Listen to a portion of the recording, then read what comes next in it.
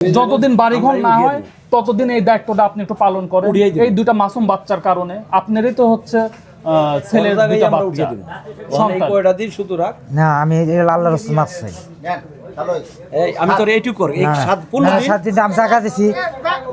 আমরা ঘর করে 15 দিন 15 দিন আমরা উঠিয়ে দিয়েছি। এটা কিন্তু এলাকাবাসীর সবার দাবি। এটা এলাকাবাসীর সবার দাবি। আমি নাইনাত করে আমার হানি থাকে আমি পরের দিন থেকে। চাচা, এই যে মনে করেন যে হচ্ছে আপনার সুজন ভাই তো আমাদের মাঝ থেকে বিদায় নিয়েছে, তারই ধারাবাহিকতায় আপনি একটা উদার মনের পরিচয় দিয়েছেন যে আপনি হচ্ছে সুজন ভাইয়ের রেখে যাওয়া দুটা সন্তানকে আপনি সম্পত্তি লিখে দিয়েছেন ওদের ভবিষ্যতের কথা ভেবে। তো তারই পরিপ্রেক্ষিতে যেহেতু আপনারও আল্লাহ তাআলা একটা মেয়ে দিয়েছে, সুজন ভাইয়ের ওয়াইফও তো আপনার মেয়ের মতো, হয়তো বা তারও কিছু ভুল আছে। তো ভুল ত্রুটি সব কিছু ক্ষমাস্বরূপ দৃষ্টিতে দেখে যদি একটু তাকে আবার আপনি একটু আপন করে নিতেন, এই বিষয়টা যদি একটু বলতেন চাচা। আমি কি আর বলবো, আমার বড় ভাই শুক্রবার দিন আমার নিয়ে আসছে, নিয়ে আসার পরে অনেকটা কথাবার্তার সিদ্ধান্ত হয়েছে, সবার কাছে মীমাংসা হয়েছে। আমি তো আগেই বলছিলাম বড় ভাইরে যে সব কিছু যা আছে আপনার সব করে আপনিই বলবেন, সব করবেন। জি জি। কিছু তো আমার ভাইস্তাই সেটা মাইনা নেয় নাই, আমার পোলার বেটার বউ মাইনা নেয় নাই, না মানার কারণে আমার বড় ভাইও এখান থেকে উঠে যাওয়া বাধ্য হয়েছে। যার কারণ বড় ভাই আমারে আর কিছু মানুষের মনে করেন আমি ওন থেকে আমি সেন্স হারিয়ে যাই মানুষের চাপের মুখে। না, এটা আসলে সত্য, চাপের মুখে থেকে আমি সেন্স হারাই। তারপরে দেখেন জিনিসটা কি করছে, কত দূর থেকে কত দূর নিছে। তারপরে ওখান থেকে আমি যাওয়ার পরে অনেক ভয় দেখাইছে আমার, ভয়ের কারণে আমি বাসায় আসতে পারি নাই। বড় ভাইয়ের সাথে কথা হয়েছে আমার লোকের রাত্রে ফোনের মাধ্যমে। দেখেন আমার চাচা যেটা বুঝাইতে চাচ্ছে, কফিলউদ্দিন চাচা সুজন ভাইয়ের বাবা যিনি আছেন উনি এটাই বুঝাইতে চাচ্ছে, আমার সন্তান যখন পৃথিবী থেকে বিদায় নেয় আমি নিজেকে আর কন্ট্রোল করতে পারি নাই, কন্ট্রোল করতে না পারার কারণে হয়তো বা আমার কোনো মিসিং হতে পারে। তো আমি সব কিছু দ্বিধা ভুলে আমি আমার নাতি বেটার বউকে আমি আমার নিজের করে আমার যতটুকু দায়িত্ব আছে আমি সর্বোচ্চ পালন করব। আর আমি এখানে হচ্ছে আপনার বিশেষ করে সুজন ভাইয়ের একটা বোন আছে, ওনার আম্মা আছে, ওনারা একটু আসবে। আপনার বোন, মানবাধিকারের পক্ষ থেকে আপনার প্রতি একটাই আহ্বান জানাবো, আপনি একটু আপনার শাওরির হাত ধরে তারপর একটু যদি আপনি সব কিছু ভুলে যদি একটু আপন করে নিতেন। ভুলভ্রান্তি নেই মানুষ, শাওরি মায়ের মতো। বিয়ের পরে সবচেয়ে বেশি আপন হয় কে জানেন? শ্বশুর শাওরি, নিজের মা বাবার থেকে। তো সেই জায়গা থেকে আপনার হচ্ছে এই চাচিমা আপনি একটু যদি ভিতরে আসেন। সময় নাই, এক মিনিট আসেন চাচিমা আসেন একটু মিলে যান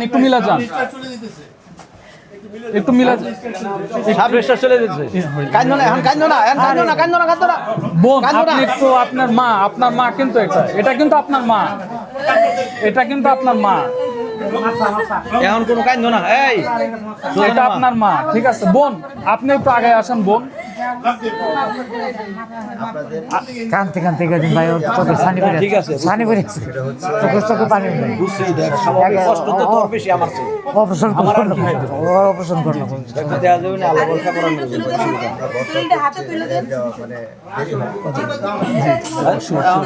আর কথা বলা দরকার না। তো এইখানে আপনাদের মাধ্যমে আরেকটা কথা বলতে চাই, সেটা হচ্ছে যেটা এই যে এই বাচ্চাটা দেখতেছেন এটা হচ্ছে আপনার সুজন ভাইয়ের ছেলে সন্তান। আর যে বোনটা কোলে দেখছেন ইনি কিন্তু সুজন ভাইয়ের বোন। দেখেন তার ভাইয়ের বাচ্চার প্রতি তার কতটা আন্তরিকতা। তো আমরা চাই সারা জীবন যেন আন্তরিকতা থেকে। এটা হচ্ছে সুজন ভাইয়ের আম্মা, ওটা হচ্ছে সুজন ভাইয়ের ওয়াইফ। দেখেন শাওরি বেটার বউ, ওনারা কিন্তু সব দ্বিধা ভুলে কিন্তু এক হয়ে গিয়েছে। আমরা চাই তারা যেন সুখে শান্তিতে থাকে। আর আপনার হচ্ছে চাচা, যেহেতু আপনার হচ্ছে সুজন ভাই আমাদের মাঝে নাই, তাহলে এই যে আমাদের বোনটা যতদিন বাড়িঘর না হয়, এলাকাবাসীর ময় মুরব্বীদের দাবি যে ততদিন যেন আপনার হেফাজতে থাকে। এটা আপনি একটু রাখেন, আপনারই তো মেয়ে, যতদিন বাড়িঘর না হয় ততদিন এই দায়িত্বটা আপনি একটু পালন করেন। এই দুটা মাসুম বাচ্চার কারণে আপনারই তো হচ্ছে ছেলের দুটা বাচ্চা সন্তান। কয়টা দিন শুধু রাখ না, আমি আল্লাহর রাস্তায় মাপ চাই।